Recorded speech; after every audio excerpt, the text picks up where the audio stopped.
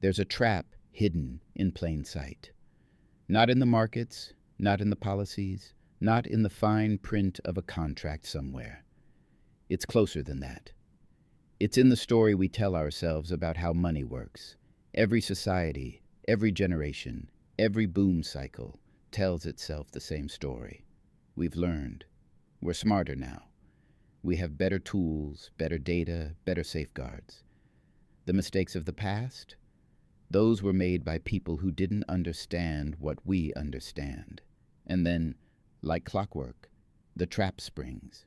Not because the trap changed, because we forgot it was there. Welcome to Gold Without Witness, where money, power, and history collide. And the most expensive lessons are the ones we refuse to learn. If you're ready to see what others miss, hit that subscribe button now. The trap isn't new, it's ancient. But it doesn't look ancient because it wears whatever costume fits the era. In one century, it's dressed as a colonial venture. In another, it's industrial expansion. Later, it becomes financial innovation. Today, it hides inside algorithms and disruption. The clothing changes. The mechanism stays identical. Here's how it works. Step 1. A genuine opportunity appears. New technology, new markets, new methods that actually create value. Step 2. That opportunity gets measured, packaged, and sold. Step 3. The story around the opportunity becomes more compelling than the opportunity itself. And step 4. The story attracts more capital than the opportunity can possibly absorb. By the time everyone realizes the gap between story and substance, the trap has already closed. What makes this trap so effective is that it's never entirely wrong. The opportunities are real. The innovations do exist. The early believers often make extraordinary returns. That kernel of truth is the bait. It validates the story. It silences skeptics. It turns caution into a liability and recklessness into vision. And once that shift happens, once prudence becomes the outlier, the trap is set. History is littered with examples. The South Sea Company wasn't a fantasy.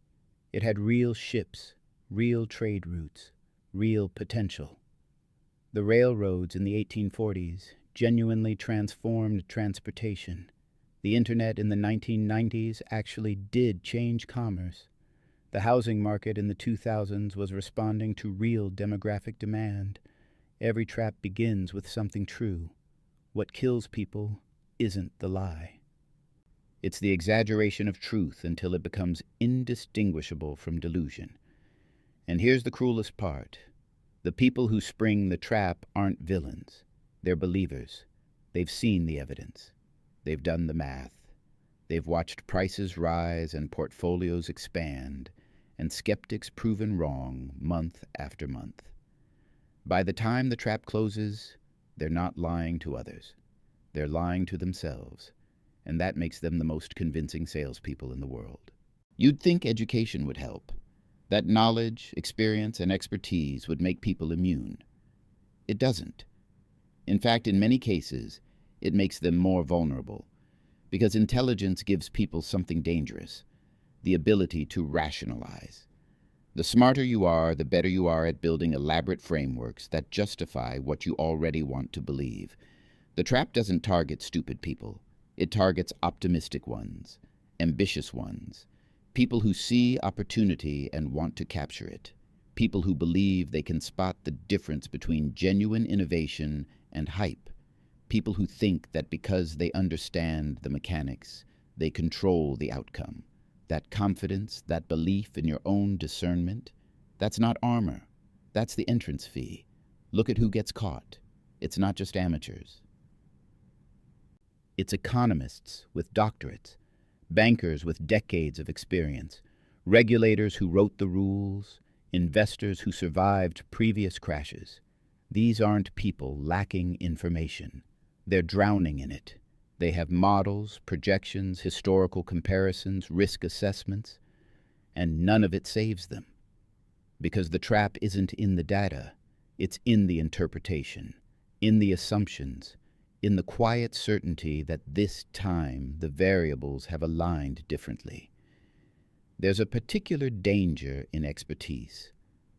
When you spend years studying markets, you start to believe that understanding them gives you an edge. That knowledge translates to immunity.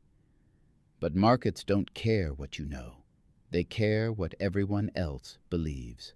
And when collective belief shifts, all the expertise in the world won't stop momentum. In fact, expertise often keeps people in longer than ignorance would.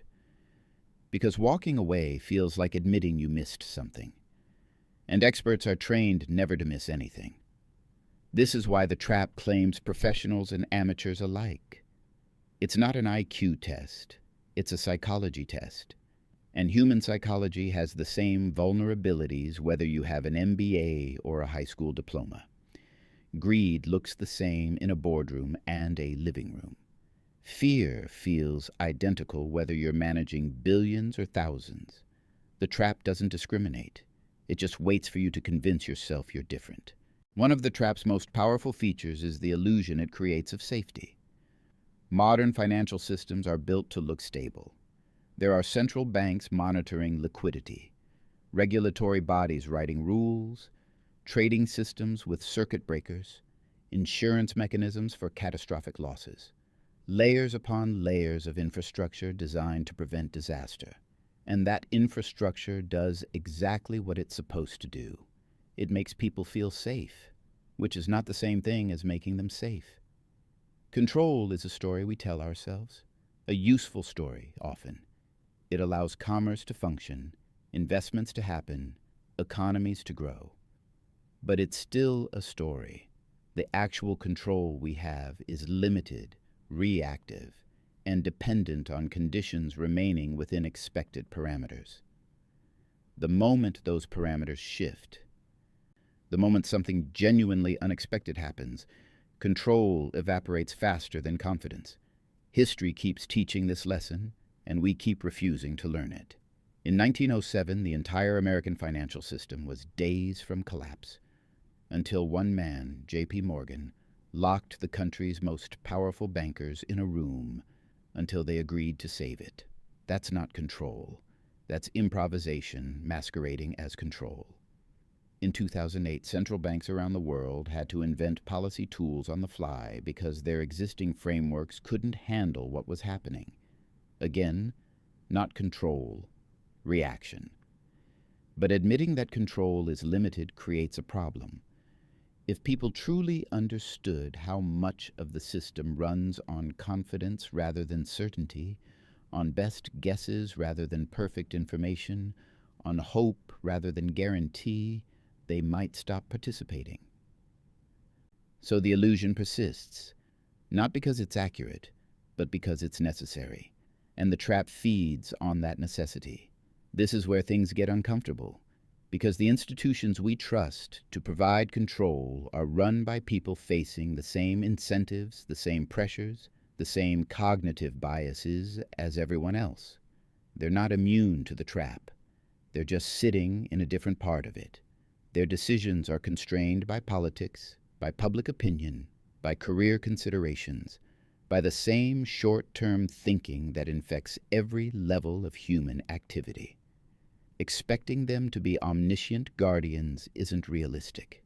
It's a fantasy we maintain because the alternative is terrifying. The trap tightens every time we assume someone else is managing the downside, every time we think the system is more robust than it is. Every time we mistake the appearance of control for actual control, and by the time we realize the difference, we're already caught. Here's the truly insidious part of the trap. The costs don't disappear. They transfer from one group to another, from one generation to another, from present to future. The trap doesn't destroy wealth so much as redistribute it, usually to those least able to absorb the loss and away from those most responsible for creating it. When the trap springs, consequences follow a predictable pattern. Early entrants often exit with profits. They saw the opportunity, they captured value, They left before the collapse. Latecomers, the ones who believed the story after it was already overextended, they hold the bag. They're the ones who bought at the peak, who believed the reassurances, who trusted that the momentum would continue. They're not more foolish than the winners. They're just later. Then there's the third group.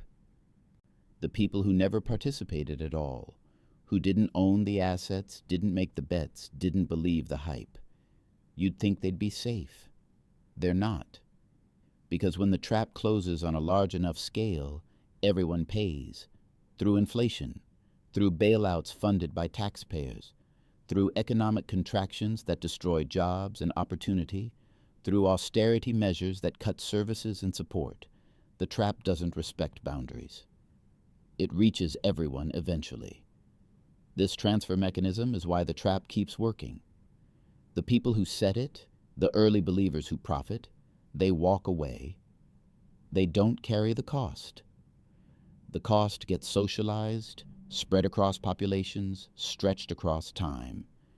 And because the pain is diffuse and delayed, because it's hard to draw a straight line from their decisions to your suffering, accountability dissolves. No one is responsible. Everyone is a victim. And the conditions are perfect for the trap to be set again. Debt is the perfect example. It allows consumption now, payment later.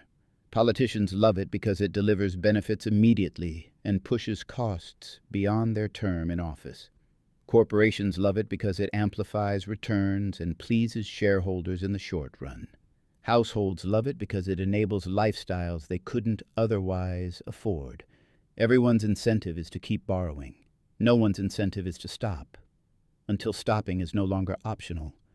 And when that moment comes, when the bills finally arrive, they don't arrive evenly. The wealthy have lawyers, accountants, offshore structures, political connections. The middle class has exposure. And the poor have nothing but the full weight of consequences they had no hand in creating. That's not a flaw in the trap. That's how it's designed. The trap feeds on inequality. It widens it. It entrenches it, and then it resets for the next cycle. So if the trap is this powerful, this persistent, this embedded in human behavior, what's the point? Why understand it if we can't escape it? Because understanding doesn't guarantee escape, but it does offer something valuable: awareness, the ability to see the trap even while standing in it, to recognize the story while it's being told, to feel the momentum building and choose not to ride it all the way to the end. Breaking free starts with accepting uncomfortable truths, that systems are fragile, not robust, that control is an illusion we maintain for psychological comfort, that incentives matter more than intentions, that what works today may not work tomorrow and probably won't work forever, that no amount of intelligence protects you from behavior.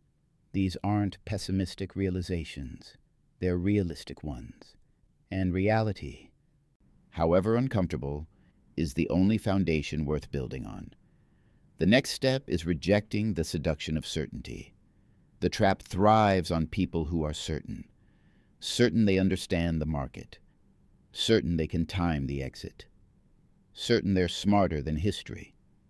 Certainty feels good, it feels strong. But in complex systems, certainty is a luxury no one can afford. What protects you isn't knowing what will happen. It's accepting that you don't and planning accordingly. This means building resilience instead of chasing returns, holding liquidity when everyone else is fully invested, maintaining options when others are all in, staying small when others are levering up. It means being willing to miss out on gains you'll never capture, because you're more concerned with avoiding losses you can't afford. That's not sexy. It won't make you rich quickly, but it might keep you solvent when the trap closes on everyone else. It also means questioning stories, especially the ones that sound too good, when everyone agrees, when skeptics are dismissed as fearful or outdated, when questioning the narrative makes you unpopular. Those are warning signs, not guarantees of collapse, but signals that the trap is being set. And in those moments, the right move isn't to find a better position inside the trap. It's to step back from it entirely. But here's the hard part. You can do everything right and still pay a price. Because the trap operates at a scale larger than individual decisions.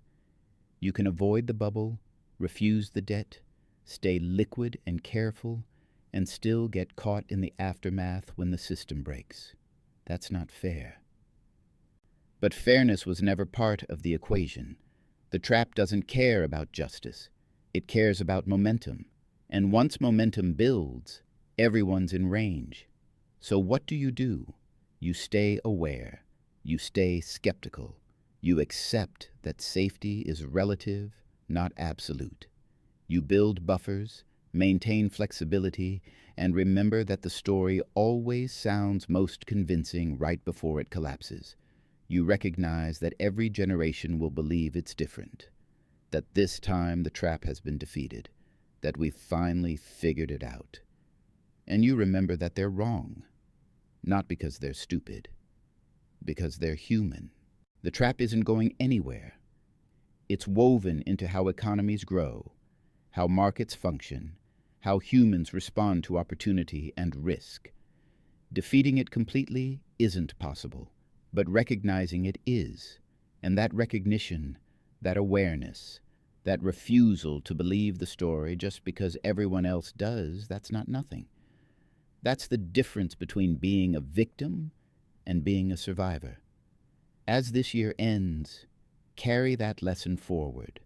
The trap will be set again. It always is. New name, new costume, new believers, same mechanism. Your job isn't to predict when or where. It's to remember that it exists, to stay humble when others are certain, to stay cautious when others are euphoric, to stay skeptical when others are convinced. Because the trap catches the believers, and history belongs to the ones who remembered to doubt. If this changed how you see the pattern, hit subscribe. The trap is always there. I'll help you see it coming.